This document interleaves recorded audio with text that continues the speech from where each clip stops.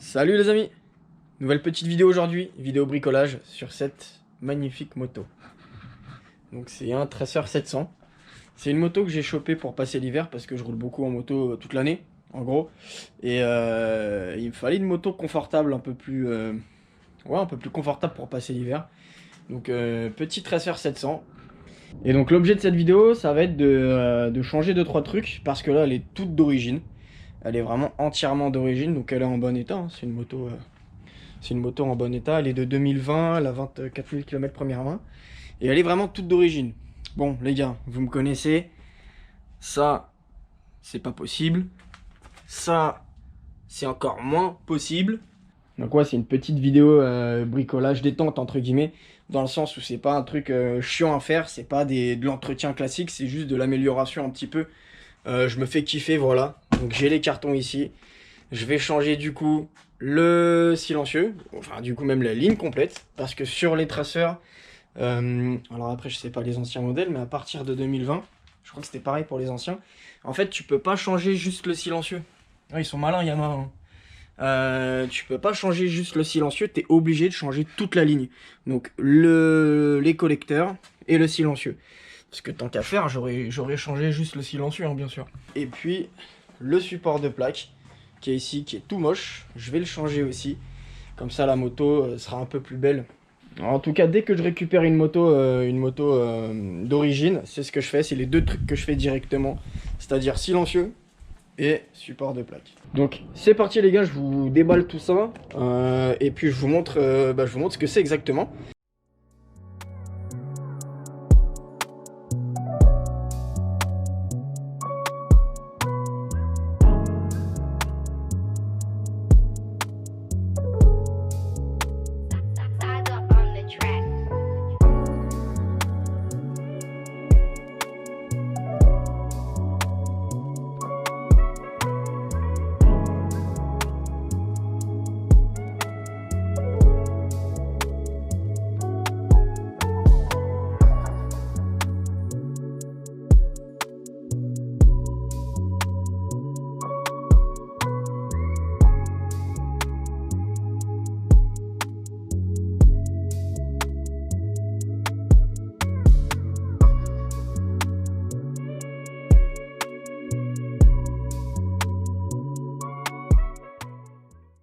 Ok les amis, donc j'ai tout déballé.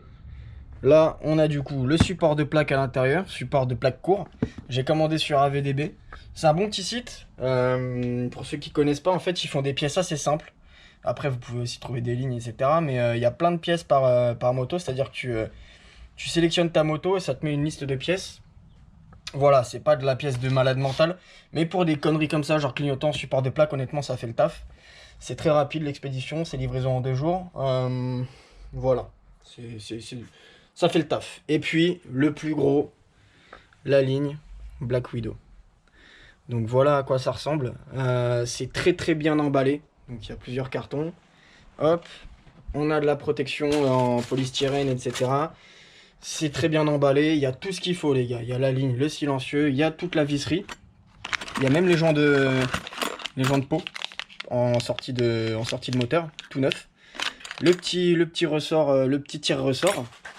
Et super cool aussi, hop, ils envoient quand tu places une commande, ils envoient la notice de montage spécifique pour ton modèle de moto. Je me la suis imprimée au cas où, ça peut toujours servir, hein. Après c'est pas sorcier à démonter, mais en tout cas ça c'est super utile, c'est cool. Donc les gars, Black Widow, ouais, donc j'ai commandé 4 fois je crois là-bas, en gros pour plusieurs motos, et à chaque fois j'étais jamais déçu quoi. Jamais déçu, c'est-à-dire que c'est bon, c'est un site anglais, c'est des anglais. La livraison elle est ultra rapide. J'ai été livré 3 jours après avoir placé la commande. Après par contre il y a les frais de douane qu'il faut payer forcément. Mais par exemple pour la ligne complète là, pour le Tracer, j'ai payé, je crois, j'avais payé combien, 350 hors frais de douane, et j'ai payé 100 € de frais de douane. Ça me fait une ligne à 450 € complète pour une qualité qui est honnêtement, elle est super la qualité. En tout cas pour le prix, elle est top. Et pour ceux qui se demandent ouais, comment ça vieillit dans le temps, etc. Moi je sais, comme j'ai dit que j'ai mis ça sur plusieurs motos. Notamment des motos, au bout d'un an, 6 mois, 1 an par exemple, la ligne elle était nickel quoi. aucune rouille, aucun point de rouille ou quoi. Donc non, non. Honnêtement les gars, oubliez si vous mettez une ligne ou quoi sur votre bécane et que vous voulez pas payer 1000 € la ligne, achetez Black Widow, ça fait le taf de fou. Par contre le sticker, le logo, moi j'aime pas du tout, à chaque fois je l'enlève. Bref, voilà comment ça rend, je suis super content. On va monter tout ça, les gars. On va commencer par monter la ligne. C'est le plus intéressant forcément. Donc première étape, démonter la ligne d'origine. Et puis dans le manuel, enfin dans la petite notice qu'ils envoient, pour ceux qui se demandent, ils disent aussi comment démonter la ligne d'origine. Donc vraiment, il n'y a aucune excuse, tout est détaillé. On m'a aussi demandé de détailler un petit peu plus quand je bricole comme ça. Donc je prends note, c'est ce que je vais faire. Je vais essayer de vous expliquer vraiment étape par étape ce qu'il faut faire, un peu plus détaillé quoi que dans les anciennes vidéos. Bon après là c'est pas bien compliqué, en soi c'est pas de la mécanique compliquée. Mais voilà, je vais quand même détailler un peu plus pour ceux qui demandent. Ça fait plaisir. Notamment pour le support de plaque, en ce qui concerne les connectiques pour les clignotants. Voilà, il y aura peut-être quelques soudures à faire, quelques branchements à faire. Donc ça peut être intéressant pour ceux qui savent pas. Donc je vais détailler un peu plus tout ça. Allez hop, première étape les gars. Bon alors avant ça, je vais vous montrer le son qu'elle fait d'origine. Histoire 2. Vous vous doutez bien que ça va pas être fou. Et après, on démonte la ligne, c'est parti. Ok les gars, hop. Je vais démarrer le bolide. Attention, les oreilles.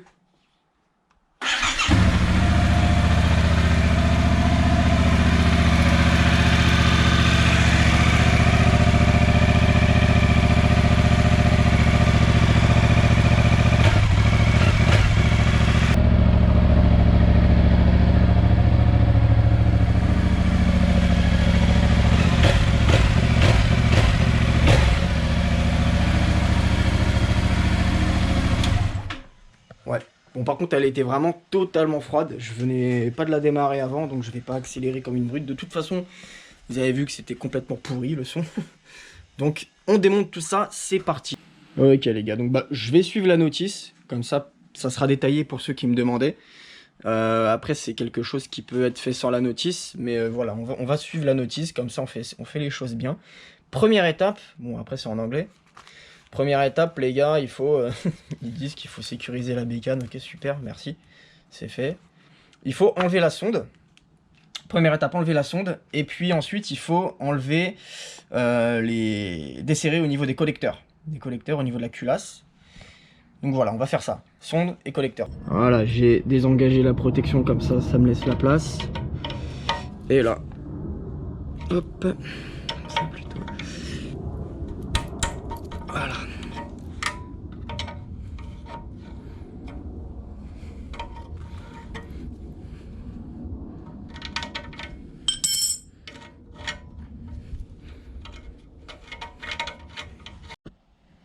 Ok, donc la sonde est enlevée.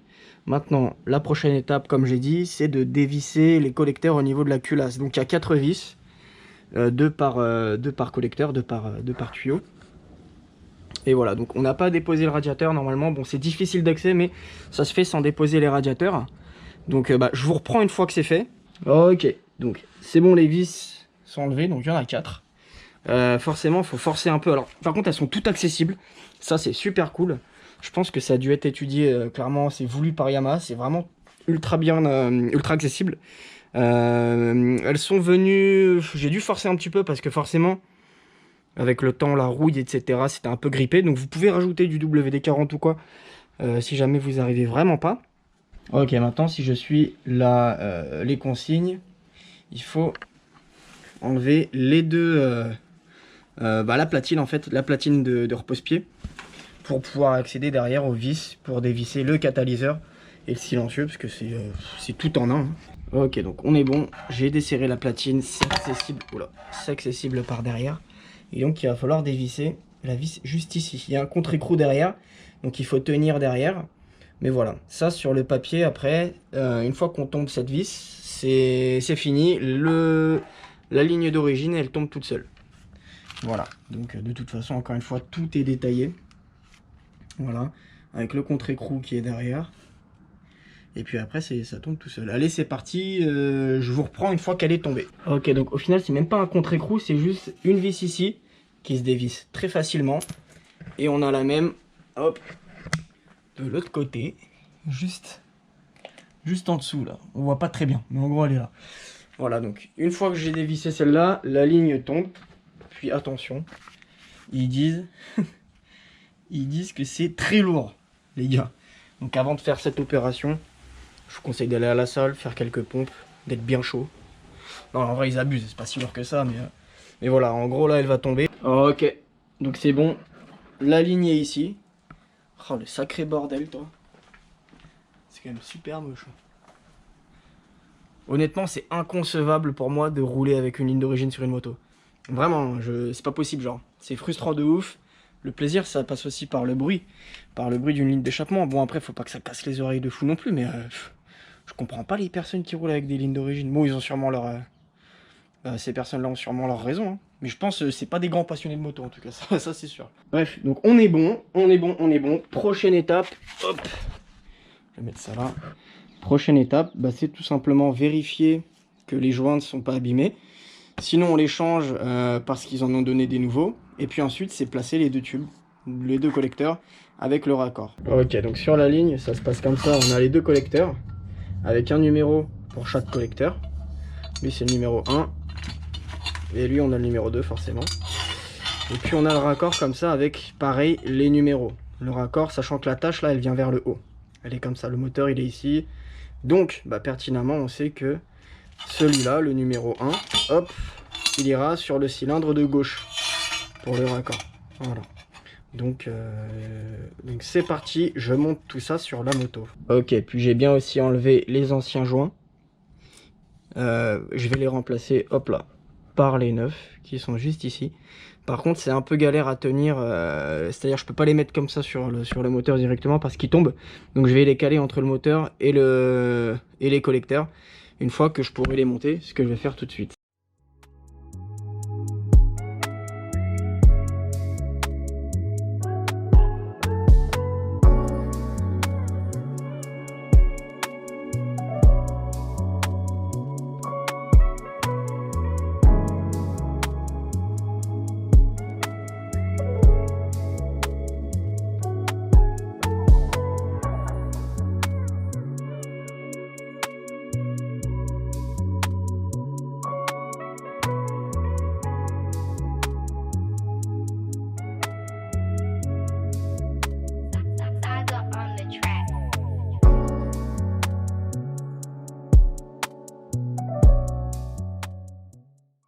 Ok, parfait. Donc les deux collecteurs sont en place.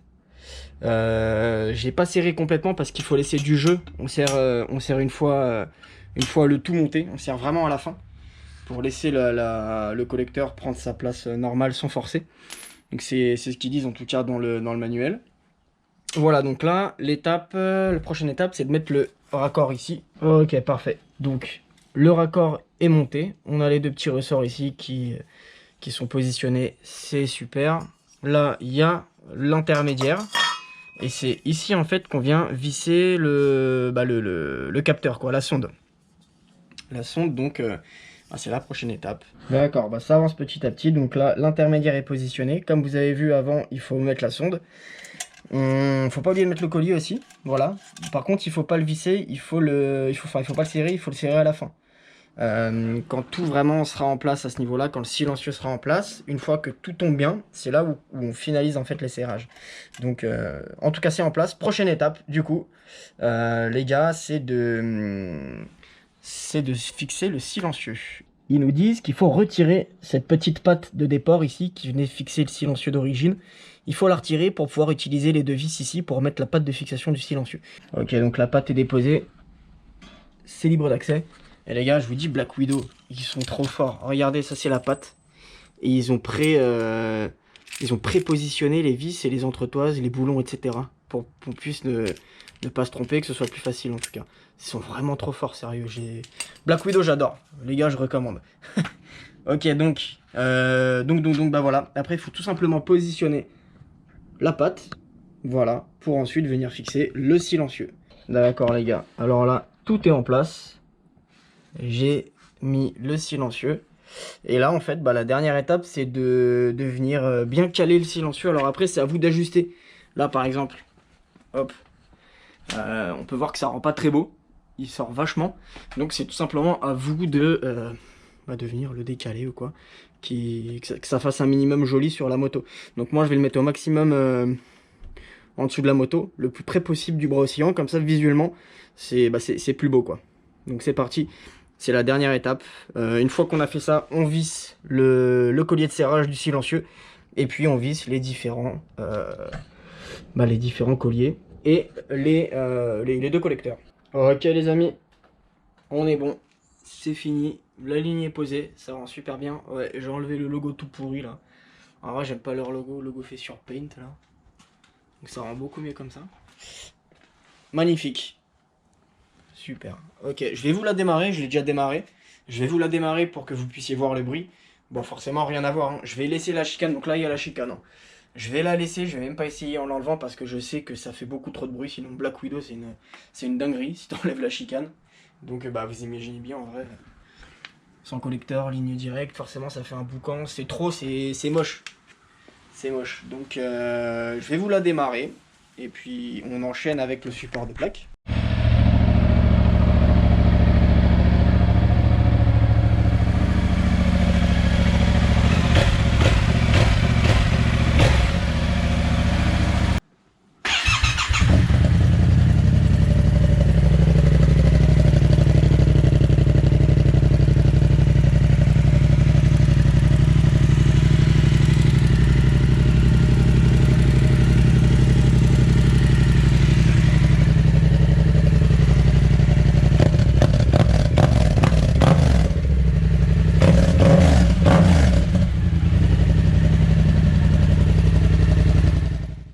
Ok, donc voilà à quoi ressemble le support de plaque. Donc tu as le support en question juste ici. Ensuite, tu as l'éclairage de plaque ici. Tu as la visserie pour fixer le support à la moto.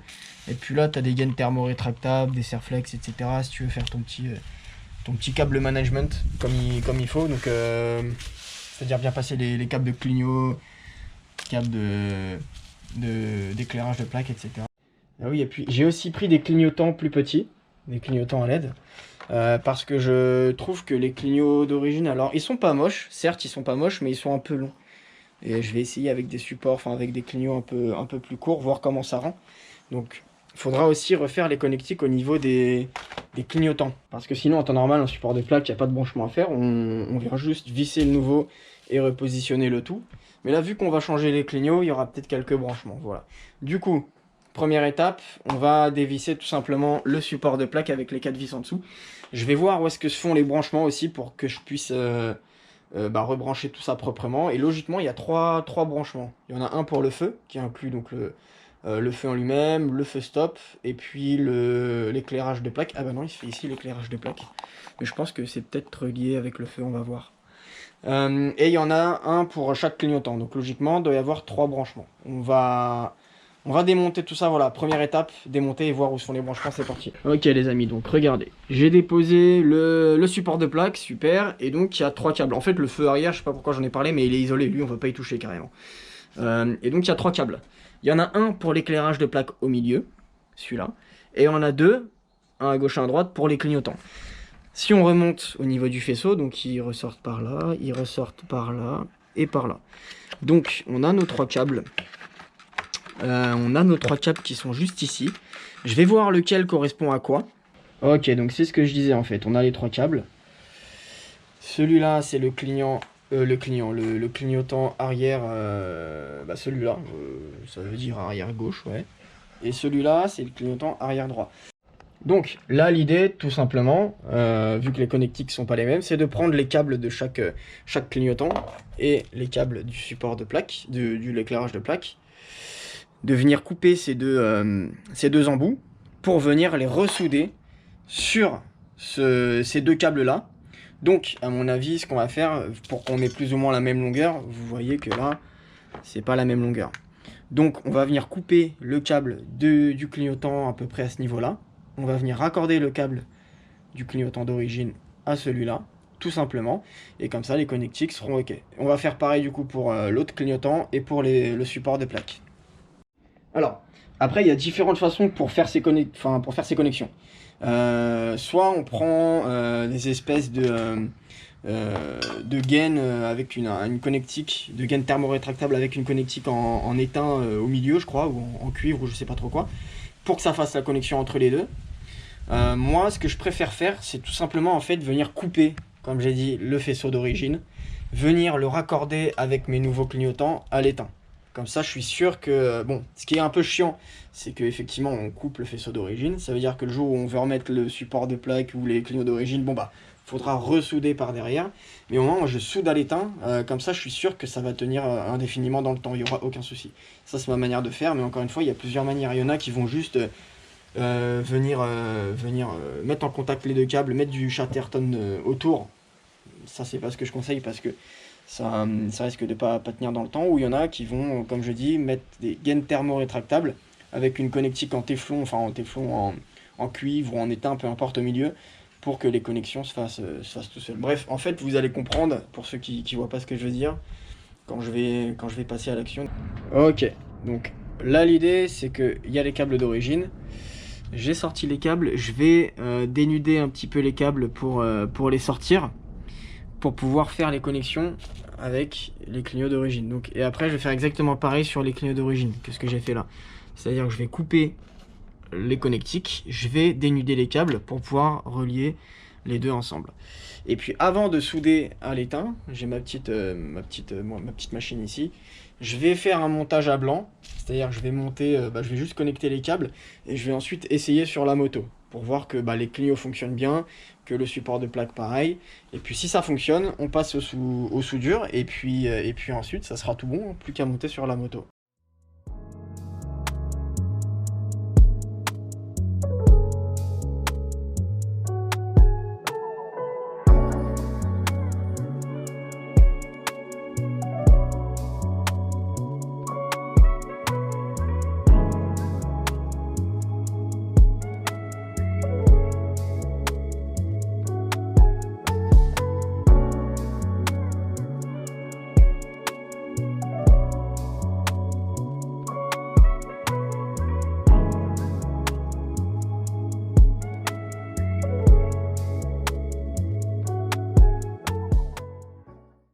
Ok, donc avec ma petite pince à dénuder, je suis venu enlever la garniture de câble et torsader les câbles ici.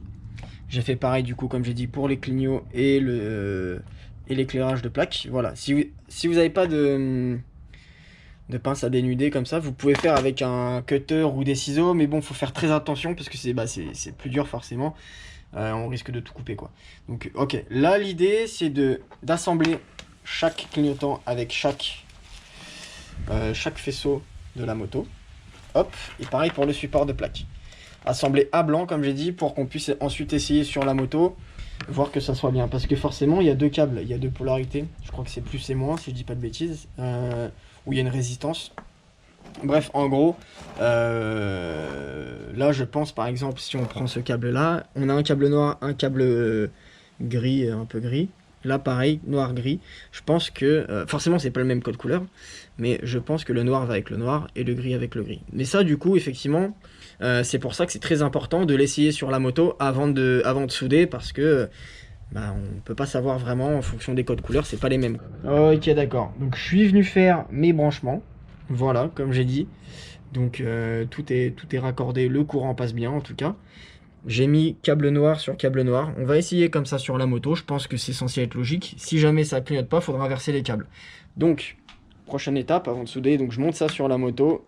Ok. Ok. Donc, j'ai mis le contact. Ici, j'ai branché les deux clignots et l'éclairage de plaque. Là, j'ai mis mon petit bazar. Déjà, on peut voir que l'éclairage de plaque, on est bon. C'est les bons branchements. Les clignots, je vais essayer tout de suite.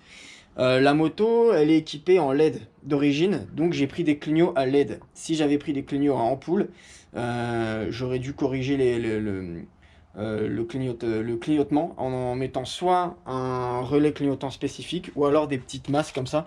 Là, je les ai prises au cas où. En fait, pour tout vous dire, j'avais commandé avant de regarder que ce soit du LED. Je me suis aperçu après que c'était du LED. Donc logiquement, c'est censé clignoter à vitesse constante, normale. On va essayer tout de suite. Déjà voir si les clignots fonctionnent. Clignotant gauche. Bon, l'avant, ok. Lui, parfait. Super.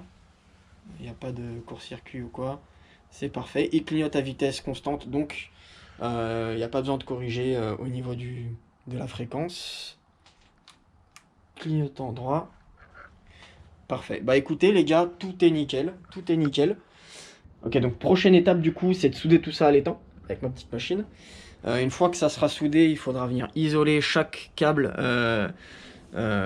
isoler avec du Chatterton ou une gaine thermorétractable, c'est comme vous voulez. Moi je vais mettre du Chatterton, mais en fait il faut pas que ces deux câbles fassent contact, sinon ça fait court-circuit à chaque fois. Donc c'est très important de les isoler. Voilà, une fois que c'est fait, on monte le support de plaque, on monte tout ça sur la moto, puis ça sera terminé.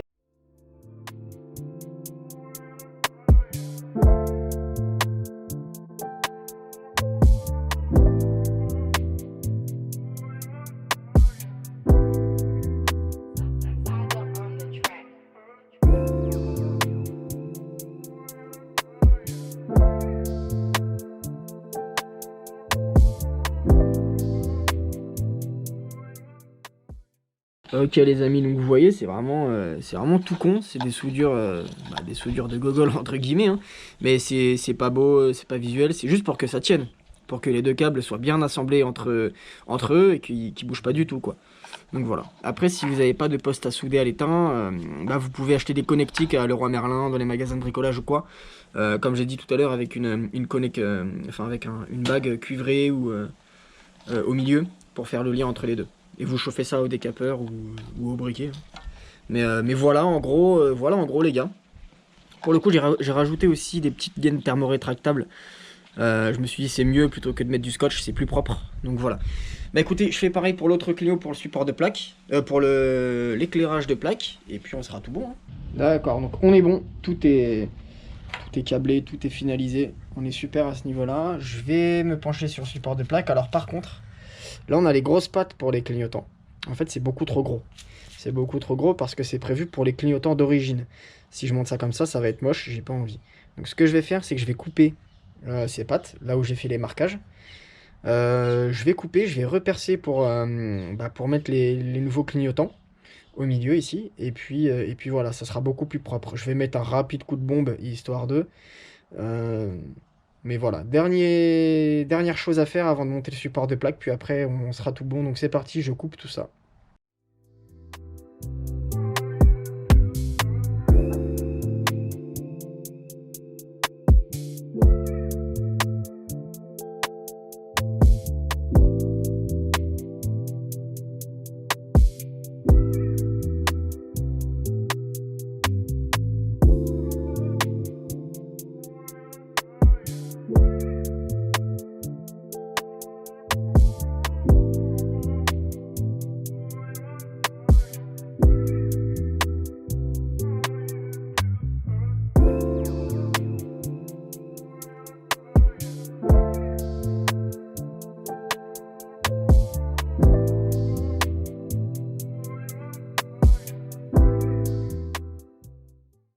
Ok, donc voilà le résultat. J'ai enlevé la pâte, enfin l'excédent de pâte. J'ai limé tout autour pour faire ça un minimum propre. Je vais passer un coup de bombe ici pour que ça soit noir nickel. Je vais percer au milieu. Et puis on est bon, hein. C'est quand même beaucoup plus beau que de ce côté. Hein.